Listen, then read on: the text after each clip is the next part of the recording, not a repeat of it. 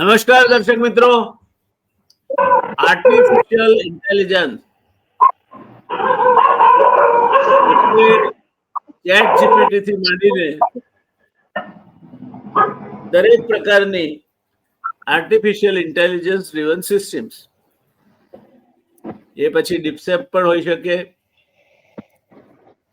એ પછી બીજી પણ હોઈ શકે.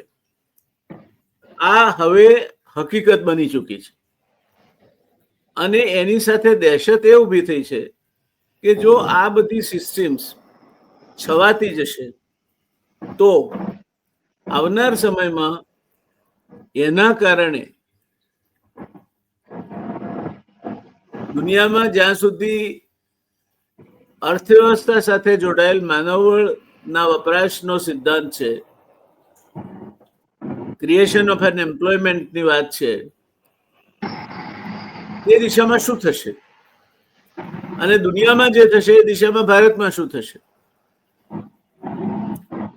દોસ્તો, આજે એક એવો કિસ્સો આપણે ચર્ચવાના છીએ જે આ દિશામાં નેત્ર ઉદ્દીપક બની શકે. હા, વાત કરવી છે આપણે એમેઝોનની. એમેઝોન એ વિશ્વમાં સૌથી મોટી ઈ કોમર્સ અને ટેકનોલોજી કંપની છે.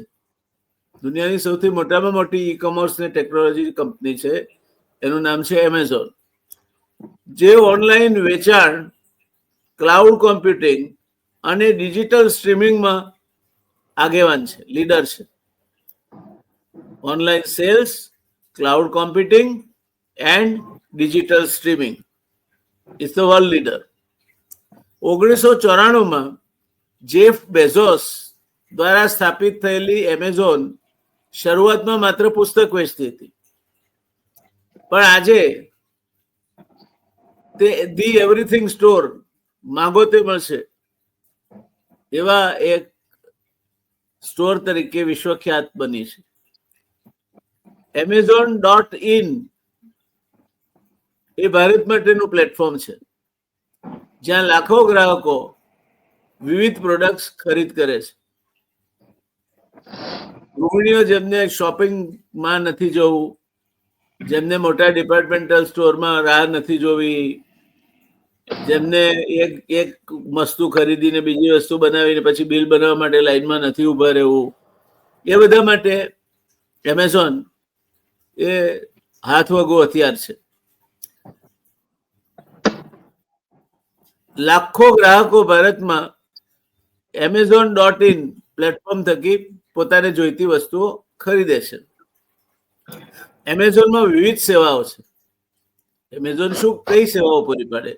તો એમેઝોનમાં વિવિધ સેવાઓ છે, જેમ કે એમેઝોન વેબ સર્વિસીસ, AWS, જે ક્લાઉડ કમ્પ્યુટિંગ માટે વખણાય છે, અને પ્રાઇમ વિડીયો, મ્યુઝિક, ઓડિબલ અને ટ્વિચ જેવી ડિજિટલ સેવાઓ છે. એમેઝોનની ફૂલફિલમેન્ટ બાય એમેઝોન, FBA, આપેલું અમેરિકાનું FBI નહીં, FBA એટલે એમેઝોન ફૂલફિલમેન્ટ બાય એમેઝોનની ફૂલફિલમેન્ટ બાય એમેઝોન, ફૂલફિલમેન્ટનો F, બાયનો B અને એમેઝોનનો A, FBA સેવા ભારતભરના વેપારીઓને ઝડપી ડિલિવરી અને સુરક્ષિત પેમેન્ટ્સ આપે છે, જેના કારણે 15,000થી વધુ ભારતીય સેલર્સ કરોડપતિ બન્યા છે. એમેઝોન ગ્રાહકોને ઉન્નત ટેકનોલોજી સાથે વિશ્વસનીય ડિલિવરી, સસ્તી કિંમત અને વિવિધતા આપે છે. તમે જાત જાતની વસ્તુ ખરીદી શકો, એટલે તમારી સામે આખું વિશ્વ ખુલી જાય. એમેઝોન પર સસ્તામાં સસ્તું મળે મોટા ભાગે વસ્તુ, અને ધડાકા બંધ તમારા ઘરે આવીને ડિલિવરી થઈ જાય. 2024માં કંપનીમાં 15.5 લાખથી વધુ કર્મચારીઓ કામ કરતા હતા, અને તે નવી સેવાઓ શરૂ કરીને વેપારી અને ગ્રાહકો બંનેને લાભ આપે છે. એમેઝોન એ પોતાની રિસર્ચ અને ડેવલપમેન્ટ અને ઇનોવેશનમાં વિશ્વભરમાં સૌથી વધુ ખર્ચ કરતી કંપની છે. આપણે જીડીપીના 2% પણ નથી ખર્ચતા. વિશ્વમાં સૌથી વધુ ખર્ચ કરતી કંપની રિસર્ચ, ડેવલપમેન્ટ અને ઇનોવેશનમાં એમેઝોન છે, જે સતત વ્યવસાયમાં સુધારાને આગળ વધારી રહી છે. આ એમેઝોન અંગેની વાત કરી. હવે એનો ટોટલ સ્ટાફ કેટલો છે આખી દુનિયામાં? તો ઓક્ટોબર 2025 અંતિમ સ્ટાફ 15,60,000, 1.56 મિલિયન, જેમાં કોર્પોરેટ અને ફ્રન્ટલાઈન વર્કર્સ આવી જાય.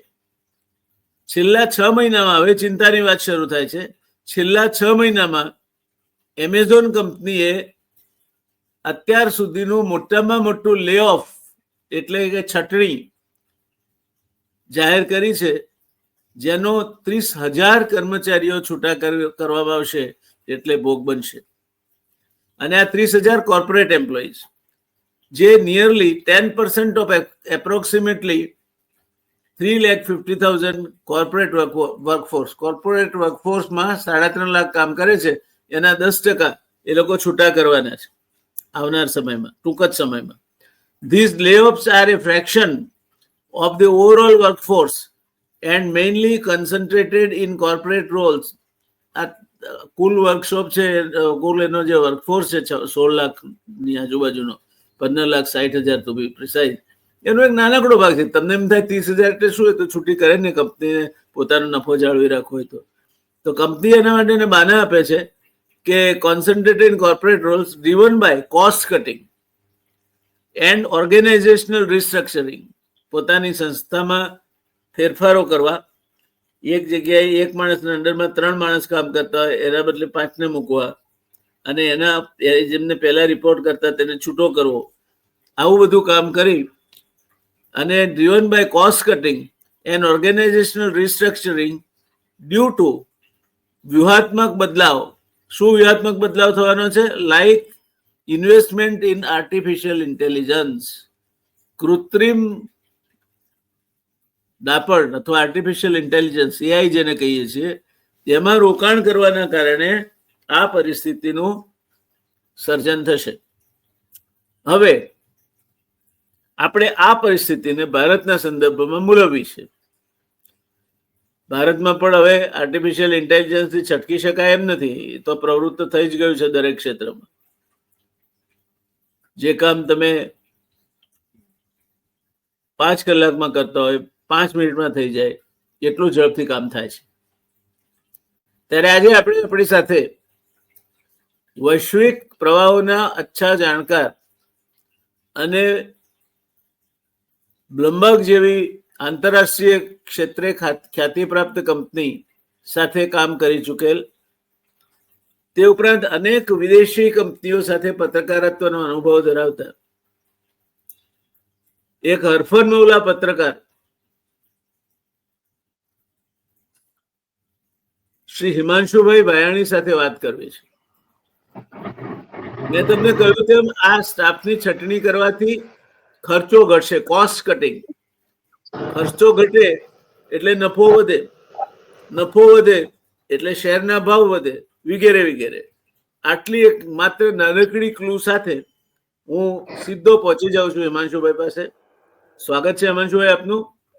સ્વાગત છે દર્શક મિત્રો આપનું પણ. હિમાંશુભાઈ, એમેઝોનમાં 30,000 લોકોને છૂટા કરવાના છે અને એ એના કોર્પોરેટ સ્ટાફના 10% થાય. આ તો શરૂઆત છે. તો આની આપના મતે આપ એને કઈ રીતે જુઓ છો આ સમગ્ર ઘટનાને? જી નમસ્કાર સાહેબ, સૌ કોઈ દર્શકો જે આ કાર્યક્રમ જોઈ રહ્યા છે, ધ રિયલ ડિબેટના દર્શકોને સૌને, આપની ટીમને સૌ કોઈને નૂતન વર્ષ અભિનંદન, દિવાળીની શુભકામનાઓને. આપણે દિવાળી પછી આ પહેલી વખત આ ચર્ચાઓ કરીએ છીએ, એટલે બધાને સાલ મુબારક. અને શરૂઆત કરીએ. મને સાહેબ તમારું એક વાક્ય બહુ સરસ રીતે યાદ આવે છે. તમે એક વખત કીધું હતું કે લોંગ ટર્મમાં, અને આ તમે મને વાત કરી હતી, હું એમ માનું છું ત્યાં સુધી 2009-2010માં, એટલે આના ખરેખર આ માટેનું વિઝન ધરાવતી કોઈ વ્યક્તિને આ વાક્ય હું એટલે અત્યારે બોલું છું ને, એટલે કહું છું કે તમે આ વાત 15 વર્ષ પહેલા એક ચર્ચામાં મને આ સેન્ટેન્સ કીધું હતું. એ વર્બટીમ હું સેન્ટેન્સ બોલું છું ને પછી એનું ગુજરાતી અનુવાદ કરીશ. તમે એમ કીધું હતું, you cannot run a car with platinum gears. એટલે કાર ચલાવવા માટે જે ગેર હોય એ લોઢાના જ જોઈએ, એમાં પ્લેટિનમના ગેર નાખવાથી તમે એ કાર ચલાવી નથી શકતા. કાર તમે એમ કહો પ્લેટિનમ એટલે સૌથી મોંઘી ધાતુ એની ગેર બનેલી છે, પણ તમે કાર દોડાવવા માટે તમારે પ્લેટિનમ ધાતુ કામની નથી, એમાં તમારે લોઢું જ જોઈએ. એટલે તમારો કહેવાનો ઉદ્દેશ્ય એવો હતો કે એક પ્રકારના સેલેરી રાઇઝ કે કોસ્ટ કટિંગ ને આ બધાથી તમે એક ઓર્ગેનાઇઝેશન છે એ તમે ચલાવી નથી શકતા, અને આની અસરો વ્યાપક રીતે એમેઝોનમાં જોવા મળી છે. હવે આઈડિયલી તમે એમેઝોન જુઓ તો એમેઝોન કોઈ ટેક કંપની નહોતી, પણ એમેઝોન ટેકમાં કેવી રીતના પ્રવેશી બહુ ઇન્ટરેસ્ટિંગ છે. બેઝિકલી એમેઝોન જે ડિલિવરી પ્લેટફોર્મ હતું, એટલે એક તો સર્ચ એન્જિન હતું, એમાંથી પછી બુક્સનું આખું એક ઓલું બન્યું, એમાં બુક્સની એમ કે પુસ્તકોની ખરીદ વેચાણ થતી, એની ડિલિવર કેમ કરીને, એમાંથી પછી અત્યારે A to Z એટલે જે એમેઝોનનો લોગો છે એમાં જે એરો છે એ થી લઈને Z સુધીનો આમ નીચે આખો વળાંકમાં એરો છે, એટલે A to Z બધું તમને મળી રહે એમેઝોનમાં. પછી એમાં તમને છાણાય મળી રહીએ અને ખાટલોય મળી રહીએ અને બધું જ મળી રહીએ. હવે આઈડિયલી આમ તમે જોવા જાવ તો delivery company, courier company B2B એટલે બિઝનેસ ટુ બિઝનેસ અને બિઝનેસ ટુ કન્ઝ્યુમર્સ, એટલે જે લોકોને બિઝનેસ કરવો એ બલ્કમાં અમુક વસ્તુઓ ત્યાંથી મગાવે, કન્ઝ્યુમર્સને કોઈ નાની મોટી વસ્તુ જોતી હોય તો એ ત્યાંથી મગાવે. એટલે B2B ને B2C મોડલનું ડિલિવરી મોડલ કુરિયર જેવી કંપની માલ લઈ અને માલ તમને પહોંચાડે, તમે પેમેન્ટ કરો, પતી ગયું.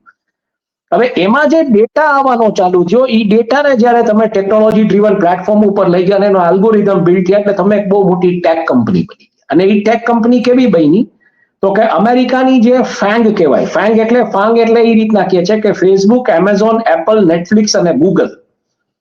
હવે આઈડિયલી તમે આમાં જોવા જાઓ તો ફેસબુક છે ટેકનોલોજી કંપની છે, એપલ છે એ ફોનની કંપની છે, એનું પોતાનું એક લોજિસ્ટિક્સ છે, બધા સ્પેર્સ દુનિયામાંથી મગાવે, પણ એપલ ફોન જે રીતના યુઝ થાય એનો ડેટા જે રીતના આવે છે એમાં ક્લાઉડમાં, એ જોતા એ એક ટેક કંપની બની ગઈ.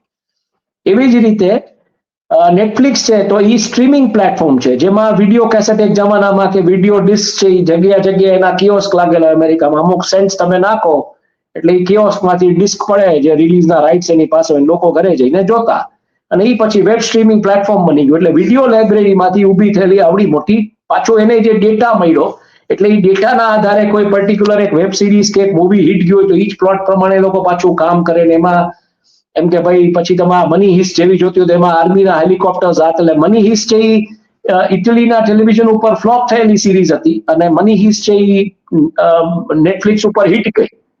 એટલે આવી બધી વસ્તુઓ ટેકનોલોજીના ડેટાને કારણે તમે કરી શકો, ને પછી એની પાર્ટ 2 ને પાર્ટ 3 માં જે રીતના આર્મીના હેલિકોપ્ટર જોતા હોય તો મળે, બધું મળે તમને, અને એ ખર્ચો એ પ્રોડક્શન કંપનીઝ કરે એમાં. અને એવી જ રીતના જી જે છે ગૂગલ, એટલે again Google is a tech company. એટલે આઈડિયલી તમે જોવા જાઓ તો ફેંગમાં જે 3 કંપનીઓ છે એનો મૂળભૂત ધંધો ટેકનોલોજીનો હતો નહીં, પણ જે પ્રકારનો ડેટા એ લોકો પાસે આવ્યો અને એ ડેટા, અને એમાં એક એવી વાત આવે છે કે સીઆઈ નો જે આખો એક રિયલ ટાઈમ મોનિટરિંગ પ્રોગ્રામ હતો, એના ભાગરૂપે આ બધાના ફંડિંગ થયા અને પછી આ બધું એ દિશામાં જ ગયું. હવે વાત અહીંયા એ આવે છે, તમે જે વાત કરી કે 15.60 એટલે 15,60,000 કર્મચારીઓ, એટલે ઓલમોસ્ટ 1.6 મિલિયન આપણે કહીએ બિઝનેસની લેંગ્વેજમાં, તો એના 1.56, તો એના 30,000 જે છે એ 10% કોર્પોરેટનો રોલ છે. પણ આઈડિયલી તમે જવા જાઓ તો 2% નોકરીઓ આજે એમેઝોને ઓછી કરી નાખી. આજે 2025માં આપણે વાત કરીએ છીએ, 2027 કે 2033 સુધી, એટલે બીજા એમ તમે માનો કે 2 થી બીજા લગભગ તમે માનો કે 8 વર્ષની અંદર કંપની છે એ પોતાની 40% ફોર્સ રિડ્યુસ કરવા જઈ રહી છે. એટલે 15 લાખમાંથી એમ માનો કે લગભગ એ લોકો 6 લાખ નોકરીઓ ઓછી કરવાના છે. એટલે 60%, હા, એટલે એ નોકરીઓ જે ઓછી કરશે, હ્યુમન જોબ્સ જે કાઢીને ત્યાં એ લોકો રોબોટ્સને ડિપ્લોય કરશે. અને આનું જે ગણિત આવ્યું છે એવું આવ્યું છે કે દર રોબોટનું જે ડિપ્લોયમેન્ટ થાય છે એ 1000ના મેનફોર્સે ઓલમોસ્ટ 0.5% એ લોકોને સેલરી કોસ્ટનો બેનિફિટ આપે છે.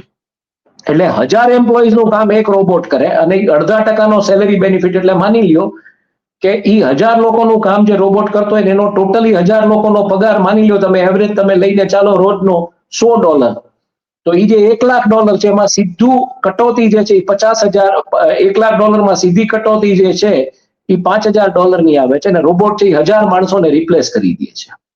એટલે $95,000 એક રોબોટ તમને 1000 માણસોનું કામ કરીને દે છે. એટલે આ વિન વિન સિચ્યુએશન છે બધી રીતે આમ જોવા જાવ તો કંપની માટે.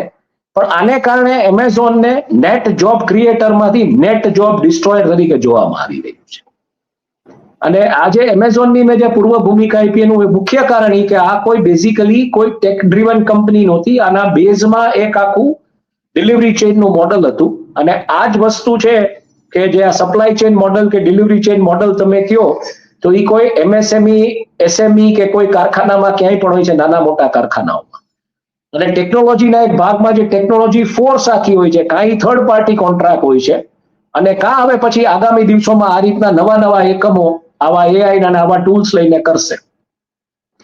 એટલે આ પરિસ્થિતિમાં માની લ્યો કે વર્કફોર્સ ઓછી થાય છે એટલે કંપનીનું ડેફિનેટલી એક પ્રકારનું બચત થાય છે.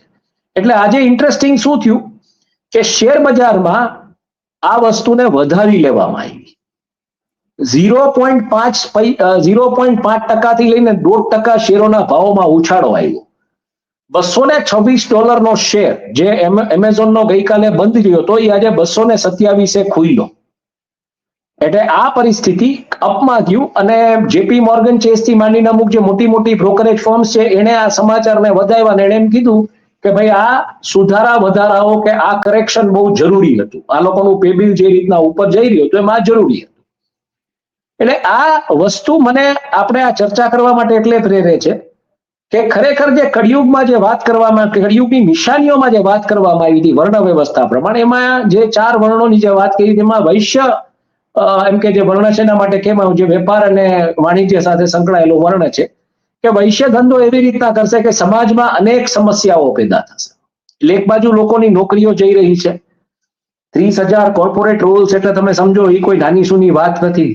આજે 7-8 વર્ષથી લોકો કામ કરતા હોય તો ઘરના હપ્તા હોય, ગાડીઓની લોન હોય, બીજું ત્રીજું હોય, આજે સડનલી એ લોકો રસ્તા ઉપર આવી ગયા છે. એમની પાસે અને એમને તરત નોકરી મળવાની નથી. અમેરિકન ડેટા જે આવ્યો છે ટેક કંપનીઝના જોબ લોસનો, લગભગ 1 લાખ જોબ્સ જે લોસ થઈ છે એમાં સૌથી વધારે મોટો ફાળો એમેઝોનનો છે, 30,000 જોબ્સ. અને એ પરિસ્થિતિમાં શેર બજાર છે આને વધાવી રહ્યું છે, ઇન્વેસ્ટર્સ આને એટલે વધાવી રહ્યા છે કે કંપનીની જે નફાનું જે એનું સ્તર છે એ વધશે, એની બોટમ લાઈન વધશે અને એને કારણે અર્નિંગ પર શેર એ વધશે. એટલે આ એક એવી વ્યવસ્થા સમાજમાં ઊભી થઈ રહી છે કે એક બાજુ મહેનત કરનારો કામ કરનારો વર્ગ છે એ નોકરી વગરનો થઈ રહ્યો છે ટેકનોલોજીને કારણે, અને બીજી બાજુ સટ્ટો રમનારો કે શેર બજારમાં ઇન્વેસ્ટ કરીને પૈસા કમાનારો વર્ગ છે એ રાજી થઈ રહ્યો છે. એટલે આ જે કળિયુગની જે નિશાનીઓ છે 4 વર્ણ વ્યવસ્થાની, એમાંની આ એક નિશાની છે કે વૈશ્ય ધંધો એવી રીતના કરશે કે સમાજમાં અનેક સમસ્યાઓ પેદા થશે. અને આ એનું તાદર્શ ઉદાહરણ તમે કહી શકો. પણ આને આપણે ભારતના પરિપ્રેક્ષમાં હવે મૂકીએ તો ભારત આમ તમે જોવા જાવ તો ધીરે ધીરે ટેકનોલોજી પ્લેટફોર્મ્સ ઉપર જઈ રહ્યું છે. અને જે રીતના ઓટોમોબાઈલ કંપનીઝ છે, બીજું ત્રીજું છે, એમાં જે ટેકનોલોજી ડ્રીવન જોબ્સ છે એ લોકો માટે ચિંતાનો વિષય છે. અને ઈ વર્કફોર્સ મોટા ભાગે અર્બન એરિયામાં છે. જે ભારતીય જનતા પાર્ટી એમ કહે છે કે અમારી અર્બન વોટ બેંક છે, અમારે કોઈની ચિંતા નથી, અમારે કોઈની ફિકર નથી, અર્બન પોપ્યુલેશન અમને વોટ કરશે. આ અર્બન પોપ્યુલેશન જ્યારે જોબલેસ થશે ત્યારે આને નોકરી માટેની શું વ્યવસ્થા સત્તામાં બેઠેલા લોકોએ કરી છે કે એને ક્યાં તમે નોકરીએ લઈ જાશો. એટલે એમેઝોનમાંથી જે પદાર્થ લેવાનો છે એ આ છે કે આગામી દિવસોમાં આવી કંપનીઓ છે એ પોતાની બોટમ લાઈન જોશે, અને જ્યારે પોતાની બોટમ લાઈન જોશે ત્યારે ડેફિનેટલી આવી છટણીઓ આવશે, મોટા પાયાની છટણીઓ આવશે. એને આમાંથી શીખવાનું એ લોકો એ શીખશે કે આને કારણે શેર બજારમાં એના ભાવ નહીં તૂટે, એના શેર બજારમાં ભાવ વધશે. અને ઓબ્વિયસલી આમ તમે જોવા જાવ તો પ્રમોટરોનો હિસ્સો સારો એવો હોય એટલે પ્રમોટરોને આનો પ્રોફિટ છે. એટલે પ્રમોટરો આ પ્રેક્ટિસ માટે પ્રેરાશે, આના માટે એ લોકોને વધારે જેને કહી શકો એક પ્રકારનું પીઠબળ મળશે કે આણે કર્યું તો હું શું કામ ના કરું. અને આ એક ભેડચાલ બનશે. જ્યારે આ ભેડચાલ બનશે ત્યારે જે પ્રકારનો ભણેલો ગણેલો વર્ગ જે ફ્રી ડેટા ઉપર કામ કરી રહ્યો છે એ એક ક્રાંતિમાં પરિણામે તો નવાઈ ન લાગે, પણ એના માટે એક ક્યાંક મૂકી દેવામાં આવ્યો છે. વોટ્સએપમાં નવા નિયમો આવી રહ્યા છે કે તમે 35 થી વધારે મેસેજીસ કંઈક નહીં કરી શકો આખા મહિનામાં. કે થોડું મારે સ્ટડી કરવાનું છે હજી, પણ આ તોફાન અહીંયા નથી શમવાનું. આ તોફાન બીજી અન્ય અર્થવ્યવસ્થાઓમાં પણ એસ્ટાબ્લિશ થશે. એટલે અમેરિકામાં આ તોફાન બીજી અન્ય ટેક કંપનીઓ જ્યારે કરશે, માઇક્રોસોફ્ટ કરશે કે ગૂગલ કરશે કે ફેસબુક કરશે કે મેટા કરશે કે આ બધી કંપનીઓ જ્યારે કરશે, બીજી બાજુ જે ઓટોમોબાઈલ મેકર્સ છે જાપાનમાં ને અમેરિકામાં ને આ બધા ઈ કરશે યુરોપમાં, તો આની શું પરિસ્થિતિ સર્જાશે. કારણ કે આજે એક કાર જે બનતી હોય એમાં ટેકનોલોજીનો મોટો કમ્પોનન્ટ આખો એરિયા હોય ને એ જયારે આખો રિપ્લેસ થશે રોબોટિક્સ થી કે રોબોટ્સ થી કે આર્ટિફિશિયલ ઇન્ટેલિજન્સ થી કે બિગ ક્લાઉડ થી કે બિગ કમ્પ્યુટિંગ થી કે ઇન્ટરનેટ ઓફ થિંગ્સ થી ત્યારે શું થશે? એટલે એક પ્રકારની આખી એક બેક ઓફિસની વ્યવસ્થા, એક બેઝિક જોબ્સની જે વ્યવસ્થા જે તમે ઘણી વખત આની ચિંતા કરી છે અને કીધું છે કે આગામી દિવસોમાં નાના મોટા રોલ્સ નહીં રહે જોબના.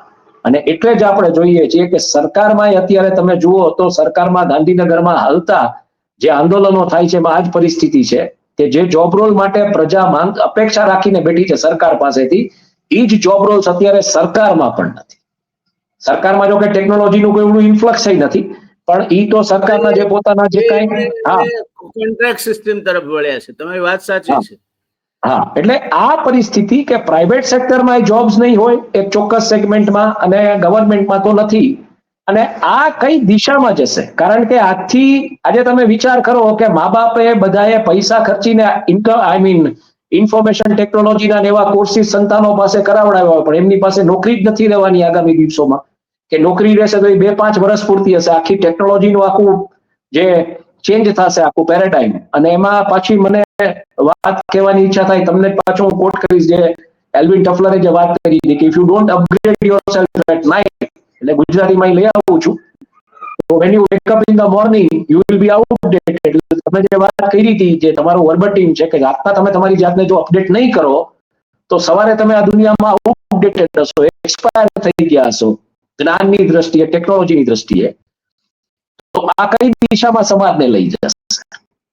અને સમાજ શું પાછો ગામડાઓ તરફ હશે, પાછો કૃષિ તરફ હશે? ભારતમાં તો કૃષિ આધારિત છે એટલે વાંધો નથી, પણ આ એક બહુ મોટું તોફાન અર્બન સેન્ટર્સમાં આવી રહ્યું છે. અને એમેઝોન ની આજે જોબ કટ્સની ચર્ચા આપણે કરીએ છીએ, કોઈ પ્લેટફોર્મ ઉપર હજી આ ચર્ચા મેં જોઈ નથી, કોઈ ડિજિટલ કે મીડિયા કે ટેલિવિઝન મીડિયા કે પ્રિન્ટ કે ક્યાંય પણ આની ચર્ચાઓ મેં જોઈ નથી. ત્યાં સુધી રેલો પહોંચ્યો નથી. હા, એટલે પોઈન્ટ છે બહુ અગત્યની વાત કહી આપે. મારી ચિંતા બે રીતની છે. એક તો ભારત એ દુનિયાનો સૌથી યુવા દેશ છે, 32 વર્ષ આપણી સરેરાશ હોય છે, અને એના કારણે આપણું 70% વસ્તી એ 35 વર્ષથી નીચેની છે. હવે એ પરિસ્થિતિમાં આપણે જો આને કામ નહીં આપી શકીએ તો ભયંકર અપસેટ અથવા તો ઉલ્કાપાત સર્જાય તે પ્રકારની પરિસ્થિતિનું નિર્માણ થશે. આવનાર પરિસ્થિતિ જે આપણને ઝાક જમાલ દેખાડે છે ઉદ્યોગોની, એ ઉદ્યોગો કોઈ પણ સંજોગોમાં મૂડી રોકાણના સરખામણીમાં નોકરીઓ ઊભી નહીં કરી શકે. આજે મોટી તમે રિલાયન્સની રિફાઇનરી લઈએ આપણે તો 10 કરોડ કે 20 કરોડ રૂપિયાના રોકાણ દીઠ એક રોજગારી ઊભી કરે. અને એક માઇક્રો યુનિટ કામ કરતું હોય કોઈ ગેરાજ રિપેર શોપ તરીકે, તો એ 1 લાખના રોકાણમાં 10 નોકરીઓ ઊભી કરે. એટલે આપણે આ જે ઝાકઝમાળમાં સાચી દિશા ચૂકી રહ્યા છે ઉદ્યોગોમાં, પણ આપણી ઉદ્યોગો માટેની પણ સાચી દિશા નાના અને બહુ મોટા કહેવાય એવા મધ્યમ ઉદ્યોગો નહીં. આ સરકારે લોકો સાથે છેતરપિંડી કરી છે. 200 કરોડનું ટર્નઓવર હોય એને તમે જો સ્મોલ એન્ડ મીડિયમ સ્કેલ ઇન્ડસ્ટ્રીમાં કહેતા હો અને પછી એમ કહેતા હો કે બેંકોએ એમના ટાર્ગેટ અચીવ કરી લીધા છે, તો એ તમને મુબારક. આ દેશની સરકારે છેલ્લા 10 વર્ષમાં લઘુ ઉદ્યોગને માસ મર્ડરિંગ કરવાનું કામ કર્યું છે. જેમ એમેઝોન 6 લાખ લોકો છૂટા કરશે એમ આપ કહો છો 16 લાખમાંથી, એમ લઘુ અને જે નાના ઉદ્યોગો છે જેમાં પ્રબળ રોજગારી આપવાની શક્યતાઓ છે એને આપણે તોડી રહ્યા છીએ. અને આપણે મોટી મોટી ઝાક જમાળવાળી ફેક્ટરીઓ જોઈએ છે. આ મૂર્ખામી છે, અને એ મૂર્ખામી આ દેશને ડૂબાડશે, આ દેશમાં અરાજકતા લાવશે, આ દેશમાં યુવાનો બેરોજગાર થશે, અને આ દેશની જે નીતિઓ છે એ ખોટી દિશામાં જઈ રહી છે એનું એક લક્ષણ છે. ત્યાર પછી છેલ્લી વાત, ત્રીજો મુદ્દો એ હતો કે કૃષિ. આજે ભારતમાં સીધી કે આડકતરી રીતે 50% કરતા વધારે રોજગારી કૃષિ આપે છે. ખેડૂત ભલે ચીતરે આપે, એટલું જ નહીં પણ આ કારખાનાઓ જે પેદા કરે છે, આજે ગામડાના છેવાડામાં બિસ્લેરીની બોટલ મળે છે, પાર્લેનું બિસ્કિટનું પેકેટ મળે છે, પાઉચ મળે છે વેપર્સના, લે મળે છે. તો આ લોકોનું 50% કરતા વધારે બજાર પણ ખેતી આધારિત ગામડું આપી રહ્યું છે. અને ખેડૂત સાથે સંકળાયેલ એના કુટુંબીજનો, મજૂરો બધાને ગણીએ તો આ દેશમાં 65% વસ્તી સીધી અથવા આડકતરી રીતે ખેતી સાથે જોડાયેલી છે. અને આ દેશને જો બચાવવો હોય, અરાજકતામાંથી ઉગારવો હોય, ભૂખમરામાંથી ઉગારવો હોય, બેકારીમાંથી ઉગારવો હોય, તો બાકીની બધી વસ્તુઓને એમના ભગવાન ભરોસે છોડી, એટલે એને કઈ અવરોધ નહીં ઉભા કરવાના. એ ચાલે એમની મેતે મોટો છે તો એની પોતાની સંભાળ લેવાની ક્ષમતા પણ મોટી છે, અને અહીંથી જતા રહેશે તો આપણે કઈ વિશ્વ વેપારમાં કઈ દાળ મારી નથી નાખા. આખા વિશ્વ દુનિયાના વેપારમાં આપણો ફાળો 0.2% છે. પણ આપણા દેશમાં ખેતીને જ્યાં સુધી પ્રાધાન્ય નહીં આપીએ, જ્યાં સુધી નાના ઉદ્યોગોને પ્રાધાન્ય નહીં આપીએ, જ્યાં સુધી નાનાથી સહેજ ઉપરનો મધ્યમ કક્ષાનો, પેલો 200 કરોડના ટર્નઓવર વાળો નહીં, પણ 5-7 કરોડના ટર્નઓવર વાળા ઉદ્યોગને પ્રાધાન્ય નહીં આપીએ, ત્યાં સુધી આ દેશમાં એમેઝોન જેવી પરિસ્થિતિ ઊભી થવા માટે હું 2 થી 3 વર્ષનો સમય જોઉં છું. આર્ટિફિશિયલ ઇન્ટેલિજન્સ અને રોબોટિક્સ આ બેને સહારે આ દેશમાં પરિસ્થિતિનું નિર્માણ થશે. અને હું આપની એક વાત સાથે બીજી સંમત થાઉં છું કે આઈટીની જે ગાંઠપણથી અત્યારે છોકરાઓ આઈટી ભણવા તરફ જઈ રહ્યા છે, કમ્પ્યુટર સાયન્સ ને આઈટી, એના બદલે બેઝિક સાયન્સીસ એ માટેની તકો વધશે. એટલે આપણે vocal skills, I think vocation driven અને વોકલ સ્કિલ્સ માટે આપણે આપણી વર્કફોર્સને તૈયાર કરવી પડશે. અને આમાંથી સાહેબ બીજો પદાર્થ પાઠ એ લેવો પડશે કે જો એમેઝોન કે અમેરિકામાં જે વર્લ્ડ રિઝર્વ કરન્સી ડોલર છે એના જોડે જો આ બધી કંપનીઓને અત્યારે બહુ ફીણ આવી જતા હોય, નાકે દમ આવી જતો હોય, તો તમે હજી બીજી અર્થવ્યવસ્થાઓનો વિચાર કરો, ચીનથી માંડીને જ્યાં લો કોસ્ટ બજેટ મોડલ્સ હોય છે અને એ લોકોને પોતે રોજગારી આપવી પડતી હોય, એમાં જયારે ટેકનોલોજીનો વ્યાપ ઘૂસશે ત્યારે ત્યાંની પ્રજા જે બેરોજગાર થશે અને ઈ જયારે બીજા કન્ટ્રીઝ કે બીજી તરફ જશે ત્યારે શું પરિસ્થિતિઓ સર્જાશે. એટલે આખું એક અર્બનાઇઝેશન, એટલે આપણે અત્યાર સુધી એક અર્બનાઇઝેશન નો વેવ જોયો છે ઇન્ડિયામાં કે ભાઈ ગામડામાંથી લોકો શહેરો તરફ આવે છે, પણ હવે હું એક ઇન્ટરનેશનલ અર્બનાઇઝેશન નો વેવ જોઈ રહ્યો છું. Back to basics. તરફ પાછા વળવું પડશે. હા, એટલે હું હવે એક ઇન્ટરનેશનલ બ્રેન ડ્રેન નો અને ઇન્ટરનેશનલ જેને કહી શકાય કે અર્બનાઇઝેશન નો વેવ જોઈ રહ્યો છું. અને હું બધા દર્શકોને રિક્વેસ્ટ કરીશ કે આ પ્રોગ્રામ સાચવીને રાખજો તમારા બુકમાર્કમાં. કારણ કે અમે આજે જે ભવિષ્યવાણી અહીંયા કરીએ છીએ એમેઝોનને ટાંકીને અને લઈને, આ પરિસ્થિતિ ઉદ્યોગ જગતમાં અને ટેક જગતમાં અને સર્વિસ સેક્ટર ને મેન્યુફેક્ચરિંગ સેક્ટરમાં આની બહુ મોટી અસરો અર્બન એરિયાઝમાં જોવા મળવાની છે. અને જે 3 થી 5 વર્ષ આ દેશમાં 3 થી 5 વર્ષ અને એમાં રોકડની ગુલબાંગો ફેંકતા હો, જો તમે ખેતી, લઘુ ઉદ્યોગ અને લઘુથી થોડો મોટો ઉદ્યોગ આને પ્રોત્સાહન નહીં આપો તો તમે તમારા કોઈ રીતે તમારા દેશને જાળવી શકશો નહીં. એટલા મોટા પાયે બેકારી આ દેશમાં ફેલાશે. અને પોઈન્ટ જ છે કે બહુ મોટી ઇકો સોશિયો પોલિટિકલ, એટલે આર્થિક, સામાજિક અને રાજકીય જે હારાકીરી સર્જાશે આને કારણે, આ જે નોકરીઓ નહીં હોય ને આ બધું ભણેલો ગણેલો વર્ગ જે નોકરી વગરનો પડ્યો છે એની કોઈ કલ્પના ન કરી શકે એવી પરિસ્થિતિઓનું નિર્માણ થવા જઈ રહ્યું છે. બિલકુલ સાચું. આઈ થિંક આ નોટ ઉપર હું મારું વાત પૂરી કરું છું. આપ આપની ક્લોઝિંગ કમેન્ટ્સ એ રીતના આપી શકો છો. દર્શક મિત્રો, મારે હાલ કશું જ નથી કહેવાનું. હિમાંશુભાઈ બહુ જ સરસ રીતે આખા વિષયને મૂક્યો છે. આપણે જો કહેવાતા આઈટી, ઓટોમેશન, આર્ટિફિશિયલ ઇન્ટેલિજન્સ આને વળગી રહીશું તો આ દેશનો યુવાન બેકારીના ખપ્પરમાં હોમાઈ જશે, એમાં કોઈ શંકા નથી. આપણા માટે ઉગરવું હોય તો એક જ રસ્તો છે, કૃષિને અપનાવો, ગામડાઓને સજીવન કરો, લઘુ ઉદ્યોગોને અપનાવો અને લઘુથી થોડા મોટા ઉદ્યોગોને અપનાવો. પરદેશથી આયાત કરવાની, અમે તેલ આપણે પહેલા 5 કિલો ખાતા હતા માથા દીઠ, અત્યારે 20 કિલો કરતા વધારે ખાઈએ છીએ. પરિણામે 80,000 કરોડ રૂપિયાનું તેલ આપણે આયાત કરીએ છીએ. તમે 5 કિલો ખાવ તો શું મરી જવાના છો મને કહો? શાક ઘરમાં એક જ પડી નાખીને વઘારીએ આપણે તો તમને હાર્ટ એટેક નહીં આવે. પણ એ નથી કરવું. આપણે તો ફરસાણ જોઈએ, આ જોઈએ, તે જોઈએ. અને 80,000 કરોડ રૂપિયા એ પરદેશમાંથી આપણે આ તેલિયા રાજાઓને મજબૂત બનાવવા માટે આયાત કરીને લાવીએ છીએ. તો સમજો અમારો પ્રયાસ છે. બીજું આપણું જે ઉત્સવો અને ધર્મ આધારિત જે આખું જે આર્થિક વ્યવસ્થાઓ છે એને આપણે મજબૂત કેમ કરી શકીએ? તો આઈ થિંક આપણે ટકી જશું, વાંધો નહીં આવે. વધારે ચાલવા દેવી જોઈએ. તમારે નવરાત્રી વધારે સારી રીતે ઉજવવી જોઈએ, પર્યુષણ સારી રીતે વધારે મનાવવા જોઈએ.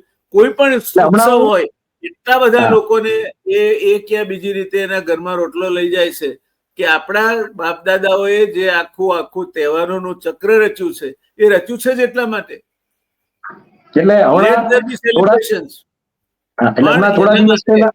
માણસ વાપરી શકે એના માટે ગજવામાં પૈસા જોઈશે. બેકાર એ આપઘાત કરી શકશે, બીજું નહીં કરી શકે. અત્યારે યુવા ધન આપણું આપઘાત તરફ જઈ રહ્યું છે, ડિપ્રેશન તરફ જઈ રહ્યું છે, માનસિક અરાજકતા તરફ જઈ રહ્યું છે. જાગીએ, હજુ પણ ટાઈમ છે. હજુ 3 થી 5 વર્ષનો સમય છે. અમને જે દેખાયું છે તે તમારી સમક્ષ મૂક્યું છે. તમને યોગ્ય લાગે તો મહેરબાની કરીને જાગજો. બાકી જે પ્રકારના પ્રતિનિધિઓ ચૂંટાઈને દિલ્હીમાં જાય છે કે ગાંધીનગર જાય છે કે મુંબઈ જાય છે કે નાગપુર જાય છે, એમના થકી તમારો કોઈ ઉદ્ધાર થશે, તમારી જો અંતરાત્માની નહીં ઉઘડે તો એ માનવાને કોઈ કારણ નથી. અને આ તહેવારો અને ધર્મ આધારિત અર્થનીતિ એટલે હું ખીલવી જોઈએ ભારતમાં. એટલે હું કહું છું કે હમણાં દ્વારકામાં તો થોડા દિવસો પહેલા મારે અહીંયા ઘણા બધા મિત્રો છે, એટલે શોરૂમ ઉપર બેઠો હતો અને ત્યાં જે વૈષ્ણવ ને પુષ્ટિ માર્ગીઓમાં જે લાલાનું પૂજન થાય છે અને નોર્થમાં એને લડ્ડુ ગોપાલ કહે છે, એની આખી જે ઇકોસિસ્ટમ છે એ એક લડ્ડુ ગોપાલની જે પિત્તળની કે તાંબાની જે મૂર્તિ હોય કે જે લાલાની તાંબાની કે પિત્તળની જે મૂર્તિ એની આસપાસની જે આખી ઇકોસિસ્ટમ છે, એના વાઘાથી લઈને એના એમ કે ટૂંકમાં એના બાજોટ કે એના જે એના રમકડા કે એની માળાઓ કે એની માટેના છતર ને બીજું ત્રીજું એના માટેના પંખા, એટલે હું કહું કે આખી વ્યવસ્થા હું સમજો. એટલે અહીંયા ઘણા બધા વેપારીઓ છે મથુરાથી નાથદ્વારાથી આવો બધો માલ લઈ આવે છે અને મેં બહુ સિગરેટ પેક કેલ્ક્યુલેશન માર્યું તો રફલી આ વ્યવસ્થા હું માનું છું ભારતમાં 5,000 કરોડની છે. 5,000 કરોડ હું મિનિમમ કહું છું. આ જે આખી વ્યવસ્થા છે એ 5,000 કરોડની વાર્ષિક ટર્નઓવર વાળી વ્યવસ્થા છે. એટલે આવામાં યુવાનોએ વિચારવું જોઈએ, આમાં લિસ્ટેડ કંપનીઝ લઈ આવી જોઈએ, મેન્યુફેક્ચરિંગ સર્વે આખું સપ્લાય ચેઇન કેવી રીતના ઉભું કરવું, આ કરવું બહુ જરૂરી છે. અને આ બહુ ઇન્ટરેસ્ટિંગ મેં આખું સ્ટડી કર્યું. ચર્ચા કરતા રહીશું આ વિષય. આપણે આપણાથી બનતું બિલકુલ લાલ બત્તી ધરવાનું કામ ચોક્કસ કરીશું. આપણે કરતા રહીએ. બિલકુલ આપણો હંમેશા ઉદ્દેશ રહ્યો છે ને રહેશે. તો દર્શક મિત્રો આવજો, શુભકામનાઓ. આ દેશ પ્રગતિ થાય, દેશ સમૃદ્ધ થાય, દેશમાં સૌને જેને દાંત છે ને ચાવણું મળી રહે, હાથ છે ને કામ મળી રહે અને મગજ છે ને વિચાર મળી રહે, એ દિશામાં આપણે પ્રગતિ કરીએ એવી શુભકામનાઓ સાથે ફરી એકવાર મળીશું ત્યારે એક નવા શો સાથે, હિમાંશુભાઈ સાથે. ધન્યવાદ. Thank you.